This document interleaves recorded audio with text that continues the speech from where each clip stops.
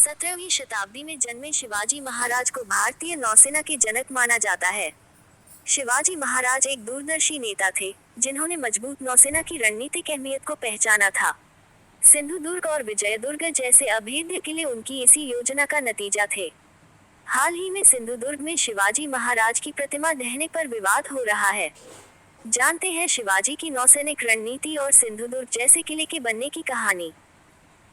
5 जनवरी 1664 को 10,000 घुड़सवारों के साथ एक दाढ़ीवाल शख्स ने अरब सागर के किनारे बसे मुगलों के कब्जे वाले बंदरगाह शहर सूरत पर हमला कर दिया। 3 दिन तक इस अमीर शहर को लूटा गया और मुगलों के 2/3 कारखानों को आग लगा दी गई। उस वक्त हिंदुस्तान पर मुगल बादशाह औरंगजेब की हुकूमत थी। ब्रिटिश भारत के एक इतिहासकार कैप्टन ग्रांट डफ ने अपनी किताब द हिस्ट्री ऑफ मराठा में लिखा है कि सूरत में औरंगजेब का गवर्नर शाइस्ता खां था, जिसे इस तरह के भयावह और औचक हमले का अंदाजा भी नहीं था। मुगल सैनिकों को भागने का मौका भी नहीं मिला। ये खबर जब दिल्ली में बैठे औरंगजेब तक पहुंची तो वह गुस्से से उबल पड़ा। उसने हरकारे से पूछा कि ये कौन है, जिसने मुगल हुकूमत को नई चुनौती दी है। जवाब मिला, कोई शिवाजी है। औरंगजेब तब समझ चुका था कि मुगल साम्राज्य को अब मराठों के रूप में बड़ी चुनौती मिलने जा रही थी। हाल ही में सिंधुदुर्ग में शिवाजी की 35 फीट ऊंची प्रतिमा ढहने का मामला काफी गर्मा गया है। इसे भारतीय नौसेना ने बनवाया था। खुद प्रधानमंत्री नरेंद्र मोदी ने 4 दिसंबर 2023 को नौसेना दिवस के अवसर पर शिवाजी की इस प्रतिमा का अनावरण किया था।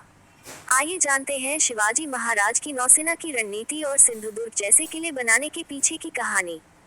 छत्रपति शिवाजी महाराज एक नौसैनिक रणनीतिकार के साथ साथ किले की लड़ाई के भी उस्ताद थे।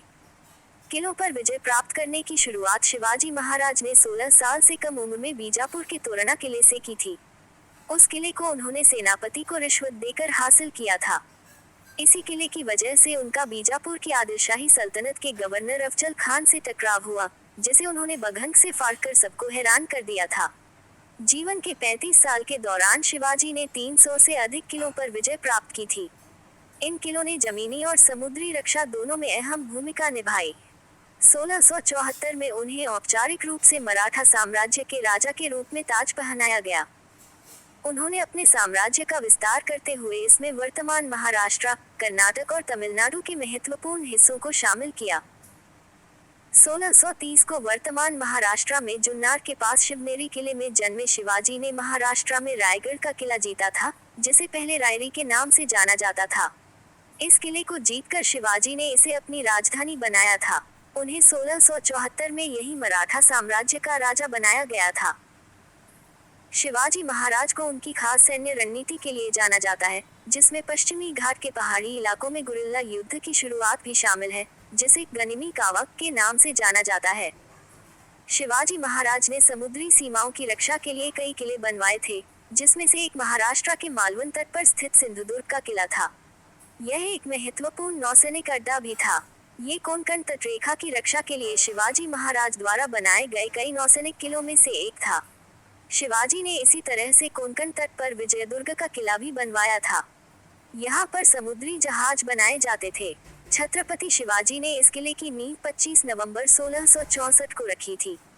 इस किले का निर्माण कोंकण तट पर शिवाजी के कमांडर हिरोजी इंदुलकर की देखरेख में किया गया था। हिरोजी ने इसे अभेद्य बनाने के लिए गोवा के पुर्तगाली इंजीनियरों की मदद ली थी। इस किले में दुश्मन किसी भी तरीके से घुस नहीं सकता था।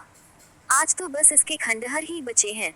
ऊंचे ऊंचे पहाड़ और समुद्र के किनारे की खूबसूरती इस किले की भव्यता में 4 चांद लगा देते हैं। करीब 48 एकड़ में फैले इस किले की ऊंचाई 30 फुट है। इस किले की 3 दीवारें 12 फुट मोटी हैं, जो पुर्तगालियों, अंग्रेजों के साथ साथ अरब सागर के समुद्री लुटेरों से भी बचाने में मददगार हुआ करती थी। इसे 3000 से अधिक मजदूरों ने बनाया था। उस वक्त ये 3 साल में बनकर तैयार हुआ था। इस किले का निर्माण डच, फ्रांसीसी और